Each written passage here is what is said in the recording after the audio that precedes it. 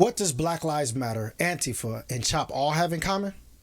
Riots, destruction, and the lack of information. Look, Democrats are now getting tired of all of this destruction, all of this rioting, and they're finally putting the foot forward to stop it. It's not just the Republicans and the conservatives that are complaining about the destruction, the loss of business, and the takeover of cities. Now, the Democrats say, I ain't having it no more. Let's look at Chicago. Today, we're going to look at this video, and I'm going to analyze it for you. And we're going to talk about Black Lives Matter.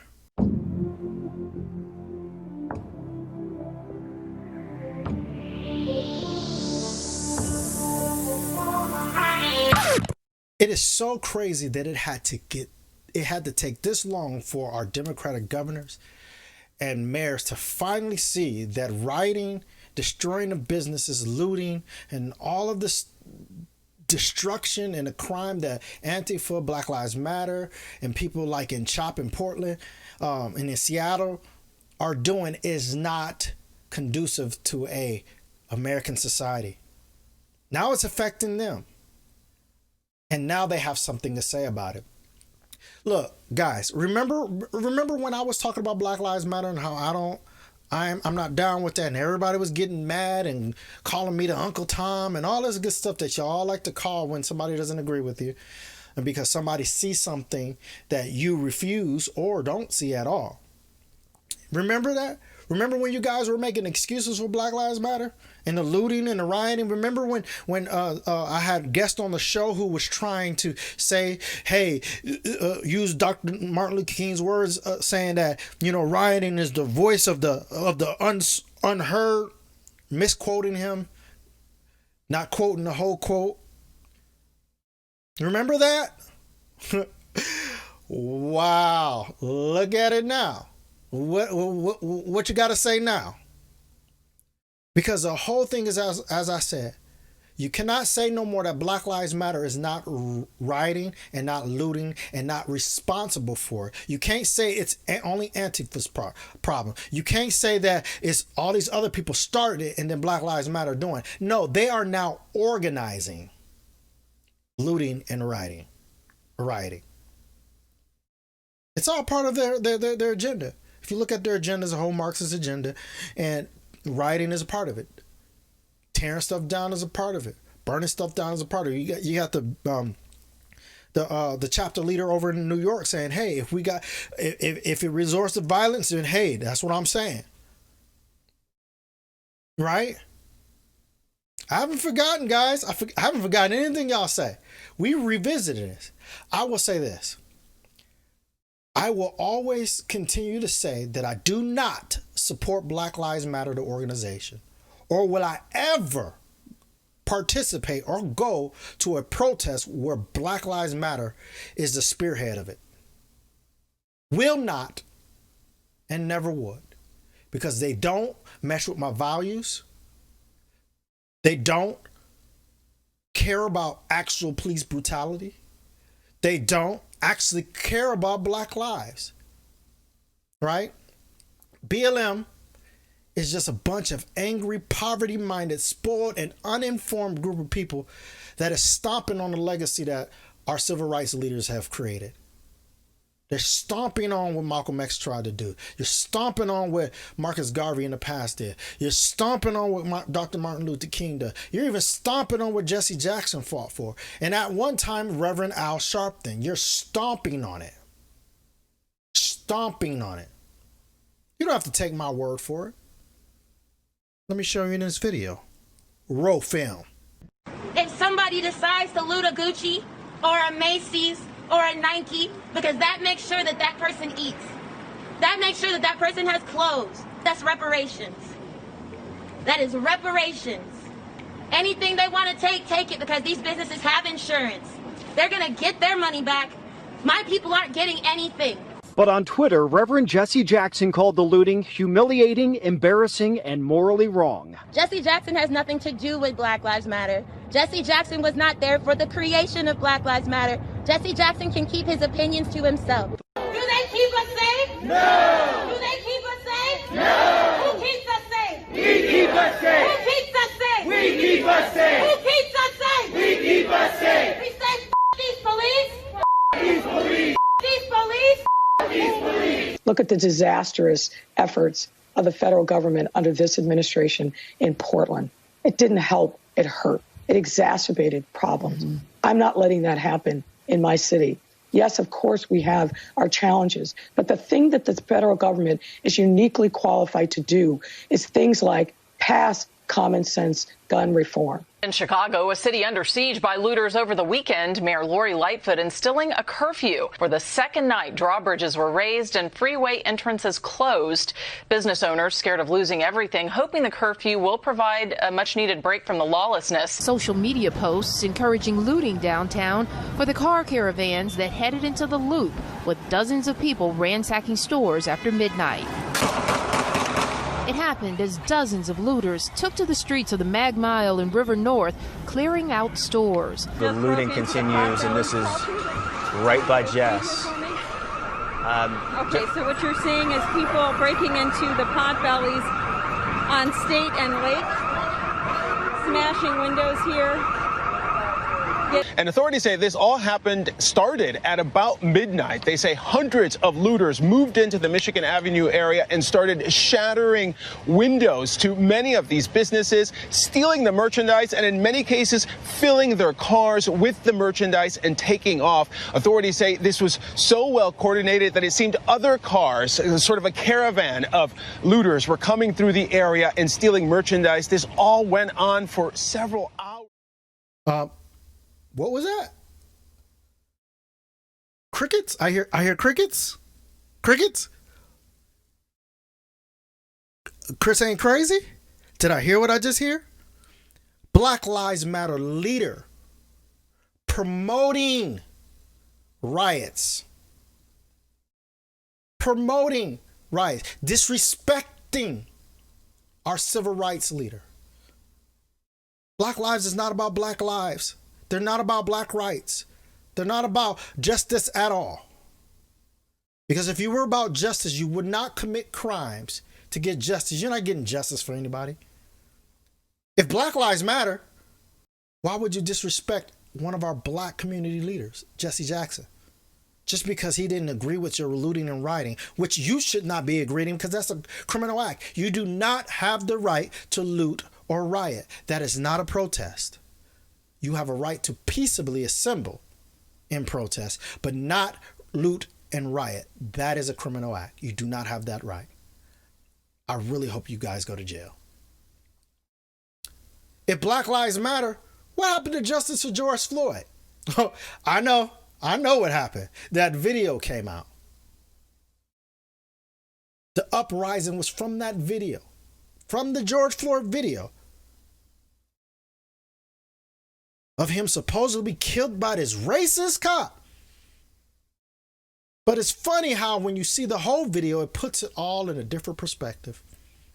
I'm not saying that George Floyd should have died. I'm just questioning the method of how he died.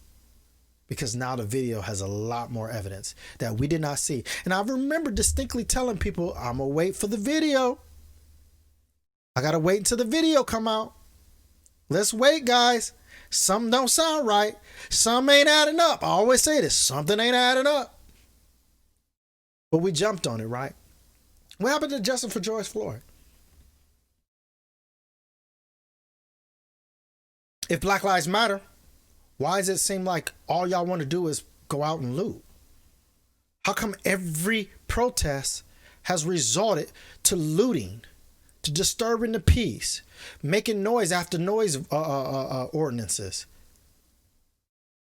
Peaceably protesting is peaceably protesting, but disturbing somebody at their home or looting somebody's business or planning to go out after a curfew, that's not protesting. That's I'm going to commit a crime. If Black Lives Matter. If Black Lives Matter. If Black Lives Matter, why are we committing violence? Let's talk about some of these fallacies that I saw in this video. Now you guys saw the video. You saw what she was saying and this emotional I can't even say if she's a millennial or not, but you can tell she does not know what she's talking about, and she's just all in her emotions and want to be seen and want to be on somebody's news and looking like she trying to feel like she's doing something good, and she's not. She's making things worse. She said, "Loot, if we can loot a Gucci or a Nike, what is looting a Gucci and a Nike have to do with justice, police reform, any of that?" Because you're just about to cause the police to do the very thing that you don't want them to do. First of all, I'm not even going to go on Gucci because people got all the things to say about Gucci and how they feel about Gucci. But Nike actually supports the cause. The spearhead of everything is Kaepernick. And you're looting a Nike. All in the name of so-called justice. So the very people who support your movement and has given millions of dollars to the movement, you're looting them. Some ain't adding up. Fallacy number 2. Looting a Gucci and Nike makes sure that people eat and have clothes. Unless you're eating those clothes or selling those clothes, I don't understand how y'all eating. That sounds to me like a criminal. As a matter of fact, why aren't you, if you're hungry, why are you looting the Gucci and Nike and not the grocery store? But I digress on that because that don't make sense. You're hungry, but your people starving, but you're looting the Gucci and Nike, but you're not going to the grocery store and grabbing groceries. If I'm gonna loot, I'm gonna go grab some groceries. If I was hungry, if I was really hungry, and I'm struggling because of police brutality for some reason, because of the police, I'm starving. This is why none of this makes sense. Because it's supposed to be about justice and police reform. Because you saw in the video they were chanting about no police and this. But then in her explanation, she was talking about reparations and food and clothes. So somehow injustice from the police is keeping you guys from having food and clothes. I'm not seeing how that works together. Police brutality is keeping you guys from going to work for some reason. I don't know. I mean, it don't seem like she was a victim of the police brutality because she was out there protesting and looting. So obviously, instead, she should be at work working instead of protesting and looting, right? If you want to eat. But no, you're out stealing. So that sounds to me like you're just a criminal, just no different than some of the criminals out there. Hey man, I ain't got no money. I'm gonna go steal this right here. I ain't got no money. I'm gonna go steal this. But if you sell the clothes, you sell the clothes. But then here's the fallacy number 3, that it's reparations. I'm sorry. I'm not necessarily for reparations.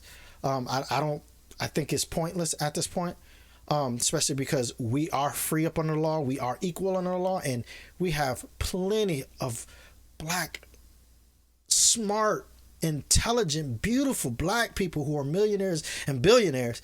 So I don't think there's anything racist keeping us from succeeding. I mean, I just think if you work hard, make good decisions, you probably will make it in life. And if you think these writers are making good decisions, probably why they're poor and not hungry and robbing a freaking Gucci store. They're robbing a Gucci and a Nike, saying that they're hungry. Reparations. My reparations is not wrapped up in a Gucci or a Nike store. I'm sorry. If that's the narrative we're going with, that's one of the reasons why I would never support Black Lives Matter. Reparations for looting is my reparations? Nah, chick. If I'm going to get reparations, I want some money that I can invest, buy some land, buy a business, start a business with. I don't want no Gucci or no Nike. Reparations. It's called an excuse to do something criminal. Then fallacy number 4. Businesses have insurance, so they're going to get their money. They're going to get their money back. We ain't getting nothing. You're not getting anything because you're not at work. You're out looting. Matter of fact, you're out looting the places that you should be asking for a job because you don't know nothing. You don't have a business. You're jumping on a movement that's not even yours. You're not even getting paid to do any of this. But you got your chapter, and you're probably paying dues to that chapter. You're paying your money to that chapter for them to go out and tell you to go loot and steal when you should be trying to go get a job. But businesses have their insurance. Let me show you something. This is why this is a fallacy. Yes, she is right. Businesses have their insurance, but that doesn't give you the right to go loot them. And it's probably not smart to go loot them, because even though they have insurance, yes, they're going to rebuild that business back up. They're going to recoup all that through insurance. But guess what happens? They're not going to put their business back in that area that you looted. So then, therefore, guess what? You don't have nowhere to go buy. Especially the people, and I'm going to say the people who can't leave their communities, they can't go buy their Gucci bags. They can't go buy their Nikes. If you loot them, they won't have a Nike store. Matter of fact, the people who work in those stores won't have a job in the morning, because that job is in your community and you just looted that job and they're not coming back. That reminds me of something that happened back in the civil rights riots back in Detroit. What happened? They burned down Detroit. And all of those businesses, yes, got their insurance money, but they rebuilt those businesses somewhere else. So then Detroit became a ghost town. And the people who were there suffered. They didn't have eat. They didn't have jobs. They didn't have nothing, because all of the good jobs that used to be in Detroit, all those car factories, all of those manufacturing factories, all left because you burned them down. And they left. That's what you're looking forward to. So while you're saying, yeah, they're getting insurance, of course, that's all the reason why you shouldn't burn them down, because they get insurance. But you don't have a job after that. You don't have a place to get your resources from after that. How does that make sense? If you really want to hurt a business, what you do is stop buying from them. That'll get their attention more than burning them down, because they're not getting the insurance money to build up, but they're losing money. You just helped them gain money. You didn't help them, and then you gain what? Some Nikes? And when those Nikes and Gucci get, what else you got? You right back in square one, going to find your next place to go loot and steal. Nonsense, guys. Another thing, another fallacy she said. Our people aren't getting anything. They're getting nothing. The businesses are getting their insurance, but we not getting anything. That's a lie. You're not getting anything because you're not working for it. You're not getting anything because you're not making the great decisions. One of the bad decisions you're doing right now is rioting. And when it's all over, I guarantee you may be the one that's being in jail. While you got your little face on the news and getting your little claim to fame, I would not be surprised if Mayor Lightfoot decides to come and arrest you for exciting crime. Now another one of our black young ladies is in jail because she did not make the right decision. Not because of oppression, not because systematic racism, because you excited a crime.